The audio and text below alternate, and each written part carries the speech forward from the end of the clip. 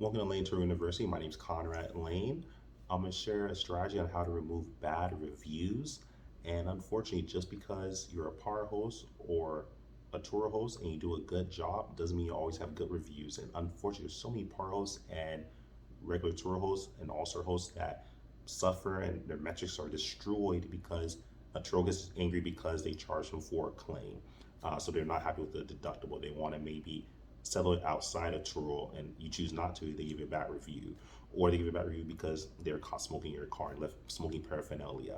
Or they left something, a filth, your car filthy and they're mad about that. Or they brought the car back with low gas. It could be a plethora of reasons. They could be mad, even for example, one popular one out here in California stated you didn't pick them up at the LX airport and they add that to your review.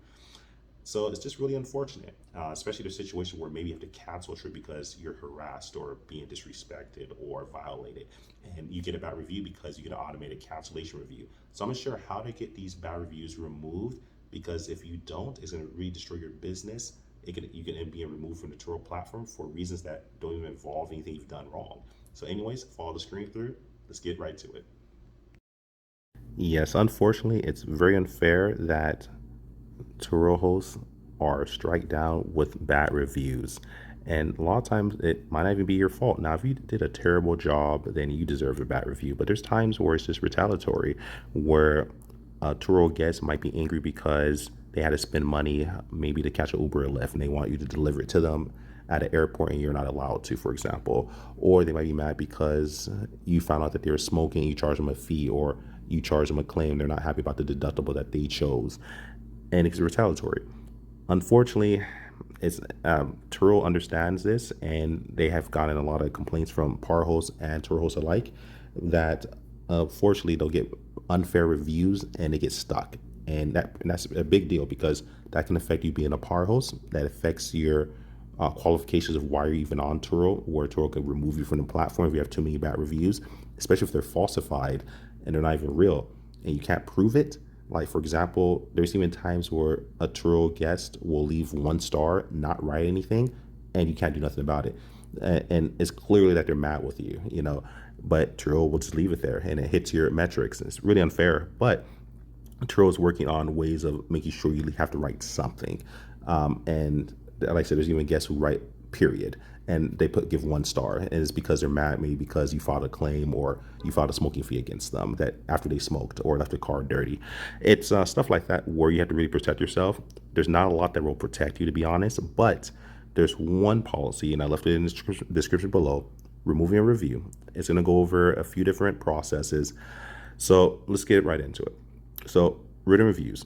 So, we'll consider removing trip reviews only if they are confirmed as a form of retaliation against post trip fees or claims for damage.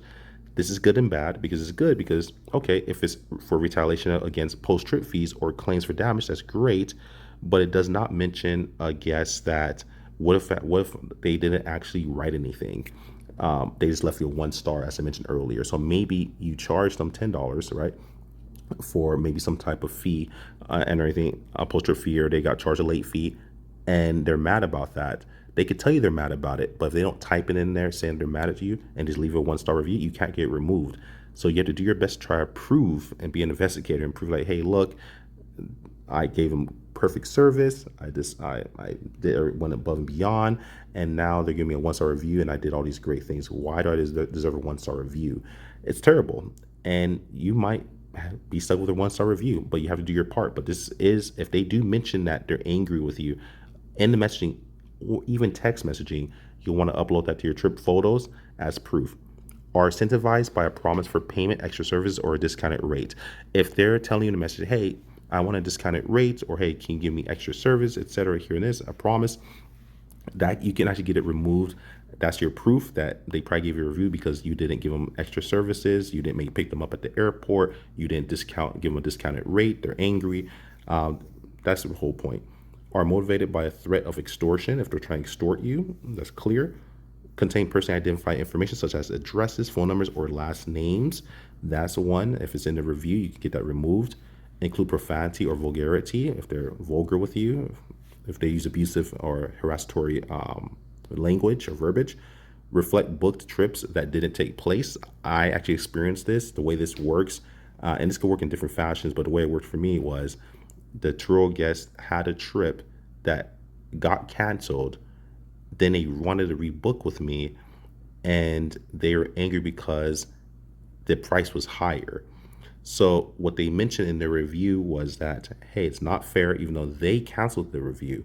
Sorry, even though they canceled their trip, they basically were angry that I didn't price match it, and they're angry about that.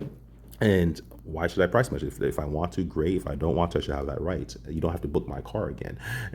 But he wanted me to price match it, which no, he actually canceled it and got back in contact with me like weeks later and wanting to book the same car, which I was fine, it was available. But unfortunately, for him, I didn't reduce the price, but he used that as a way, which he didn't have to keep the car. But after he got done with the trip, again, perfect service, he was mad about that. He mentioned that hey, like this car, he didn't give me good service. I booked my car on this such date. It got canceled. So they did remove it because he was basing it off of, it was the current trip. His basing his anger came from the fact that it wasn't matched from the price wasn't matched from the prior trip. So the trip means the trip never occurred. He's basing it off of a trip that never occurred. That's kind of how they approved and were able to remove it. But again, the longer you are a tour host, especially a par host, it becomes harder and harder. And the reality of it is that I believe a lot of tour pros are going to lose their status because it becomes unreasonable, because someone again can just leave your 1-star review, not write anything, and it tanks your score. So the reality of it is, instead of just being a par host, that's great. Just try to be a good host, be the best you can be, and make money. But the reality of it is, it's too controlled and just too much dictate. It's too dictated by a review, unfortunately. That's my personal opinion. So now this is for hosted automated review. So if you cancel your trip as a host, there's an automated review that gets posted on your account stating that, hey, something along the lines, just paraphrasing, this trip was canceled by the host 1 hour before the trip started. And again, unfortunately, that's bad, because when someone looks at your review, you look like you're a host that they can't trust. You look like they don't know if you're just going to cancel or not. They don't know the nuances of what really occurred. Maybe you're a host who just cancels last minute, and that's terrible. Or what if the person wanted to cancel and you did them a favor because they didn't know how to cancel and everything? That can affect you. So you want to make sure they cancel their own trips. Maybe the trip was delayed, and you decided to cancel it. If that's the case, call Turo. They can actually remove it because their trip was canceled or delayed. Maybe the Turo guest wants you to cancel on your behalf because they want to avoid some type of fee. You want to make sure, let them cancel it. But if you end up doing that, contact Turo so they can remove that. But again, you want to make sure that you're not affected by this.